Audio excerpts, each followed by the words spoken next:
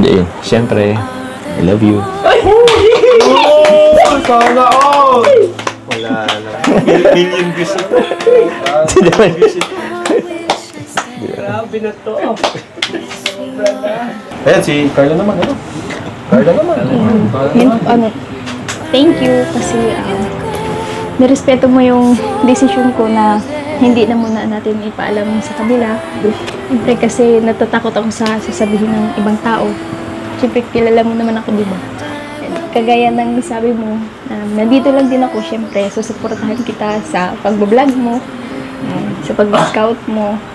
Kahit na hindi tayo madalas magkasama kasi may pasok ako, tapos ikaw naman nagtatrabaho.